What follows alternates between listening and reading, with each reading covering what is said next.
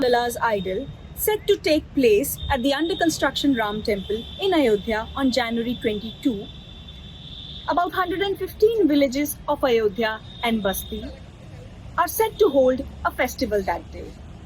Dominated by the Suryavanshi Thakurs, who claim to belong to the same dynasty as that of Lord Ram, the men of the community are set to break an about 500-year-old vow that day. According to folklore, in 1528 AD, when the first Mughal emperor Babur's commander Mir Baqi demolished the Ram temple, the Suryavanshi Thakurs of these villages were incensed and decided to oppose this attack on their faith. Their descendants say that about 90,000 of them decided to wage a war against Mir Baqi's army. Up against a powerful Mughal army, they were, however, aware of their impending deaths. Before marching ahead for the week-long war, they, however, reached the Surya Kund and took a vow before their Kuldevta and decided to never cover their heads with pagdis or use umbrellas or wear leather shoes till the time the Ram temple is reconstructed. Most of them lost their lives and only a handful of them survived, but they kept their vow. With the Pran Pratishtha of Prabhu Ram Lala's idol set to take place on January 22, 2024, that vow is set to be broken. For the Suryavanshi Thakurs residing in about 115 villages of Ayodhya and Basti, located on both sides of the Saryu River, Sri Ram is not just God, but their ancestor as well. According to some historical accounts, in 1528 AD, about 90,000 men from the community had waged a war against the Mughal army after Mir Baqi brought down the ancient Ram temple with a cannon's blow. Before marching ahead, the fighters gathered at the Surya Kund, where lies a pond and a temple dedicated to their clan deity Lord Surya, and vowed that they won't wear pagdis or shoes or use umbrellas till the Ram Janmabhoomi site is liberated. Villages in and around Ayodhya have houses of the descendants of several such warriors. The Shri Ram Janmabhoomi Ka Prachin Itihas, a book by writer Ram Gopal Visharad, mentions the names of at least 18 such warriors from the region who sacrificed their lives for the cause of liberation of Ram Janmabhoomi. Three of those warriors, namely Thakur Gajraj Singh, Thakur Kunwar Gopal and Thakur Jagdamba Singh, belong to the villages of Sarai Rasi, Rajepur and Sirsinda respectively. Vanshraj Singh, who is the 8th generation descendant of Gajraj Singh, says that he was one of the warriors leading the men who laid down their lives to reclaim the Ram Janmabhoomi. Gajraj Singh कम से कम 6-7 foot के थे, वो हट्टा कट्टा थे, सांवला उनका रंग था, लोग बताते सांवला रंग था, बड़ी घुमराई थी। यही लोग हम पुरानियां हमारे ये बताए जिसे हमें मालूम है इतना। उसके बाद वहाँ शहीद हुए, जन्मभूमि पर शहीद हुए, उसके बाद उनका घर खुदा दिया गया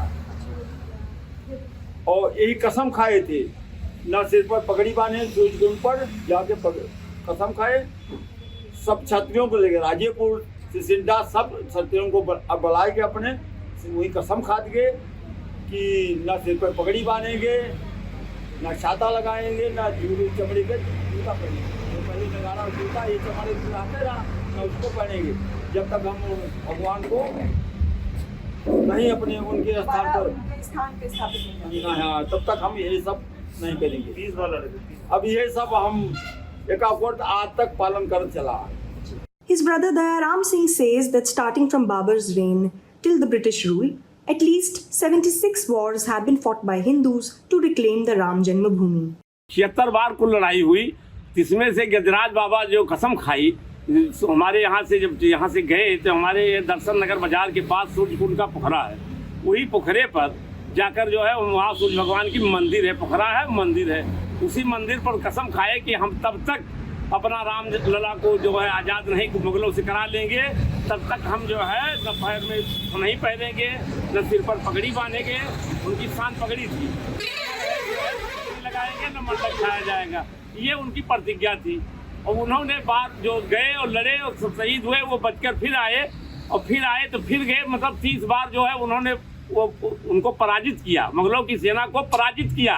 जो है 29 बार पराजित के 30वीं बार जब गए बाबा गजराज, उनको पाछे से धोखा से जो है वार किया गया, तो उस बार वो शहीद हो गए। बाबर का सेनापति मीर बाकी अपनी शाही सेना के साथ में जो है राम मंदिर को ध्वस्त करने की नीयत से आ गया था, और उसने ध्वस्त भी कर दिया। तोप लगा करके राम जी का जो है मंदिर, जो हमारे भगवान राम का मंदिर था, उसने ध्वस्त कर दिया, गिरा दिया तोप से गिरा करके। तो हमारे जो है पूर्वज ठाकुर गजराज सिंह जिनकी हम 9वीं पीढ़ी हैं, तो उनको जानकारी हुई, तो उन्होंने जो है यहाँ सिसिंडा गांव के ठाकुर जगदम्बा सिंह, राजेपुर के ठाकुर गोपाल सिंह, इन तीनों लोगों ने आपस में पहले मीटिंग की कि भाई इस तरह से हो गया है, तो इस तरह से हम अपने भगवान राम लला को जो है इस तरह से नहीं दे सकते हैं। तो उन्होंने तीनों लोगों ने इतने मेहनत किया कि मात्र 2 दिन में जो है 90,000 सूर्यवंश क्षत्रियों को एकत्रित किया। आसपास के गांव, हाँ, आसपास के 115 गाँव से सभी को जो है एकत्रित किया, और सबको साथ में ले करके, जिसके पास जो भी था, शस्त्र था, भाला था, धनुष था, तलवार थी, ये सब लेकर के, तो रास्ते में जो है सूर्यकुंड पड़ता है, सूर्य भगवान का मंदिर है, वो हमारे कुल देवता हैं। तो सभी लोगों ने जा करके वहीं पे जो है कसम खाई कि मैं, चूंकि इसलिए कसम खाई कि हमारे आने वाली, मान लो अगर हम लोग शहीद होते हैं तो हमारे आने वाली पीढ़ियों को जो है ये वो रहे कि यादगार रहे और स्मरण रहे। और हमारे पूर्वजों के पास आग्नेय शस्त्र तो थे नहीं, न तोप थी न बंदूकें थी, क्यों तलवार भारा यही सब तो था। जानते थे कमजोर है, लेकिन अब भगवान राम के लिए जो हम करना था भाई, हमारे तो, हम तो उन्हीं के वंशज हैं। Elders of the Sarai Rasi village say that the Suryavanshi Thakurs are spread in an area of about 14 kos or 43 kilometers on both sides of the Saryu river. हम निवासी सराय राशि के हैं, जिला अयोध्या है। हम सराय राशि के निवासी इस गांव के प्रथम लोग हैं जो अयोध्या रियासत से और मंदिर से जुड़ने वाले हैं। अच्छा, इस क्षेत्र के हम लोगों का फैलाव जो है, यहाँ सूर्यवंशियों का फैलाव 14 कोस में है। लगभग 100 और 110 गांवों के बीच की आबादी हम लोगों से जुड़ी हुई है। थोड़ा सा मैं आपको टोकूंगी, प्रभु राम के परिवार के पटीदार भी आप? हम लोग प्रभु राम के पटीदार भी हैं। अच्छा, ये अयोध्या क्षेत्र का ये आंगन क्षेत्र कहा जाता है। अच्छा, वहां से निकलेंगे, आंगन में पहुंचेंगे, और इसके बाद फिर हम उससे बाहर जा सकते हैं। तो ये क्षेत्र जो है, ये अयोध्या का आंगन भी है। यहाँ से अयोध्या 8 किलोमीटर, और भगवान राम के पिता स्वर्गीय दशरथ जी की समाधि यहाँ से 2 किलोमीटर है। अच्छा, और ये क्षेत्र जो है सरजू नदी के एकदम कंठ पे है।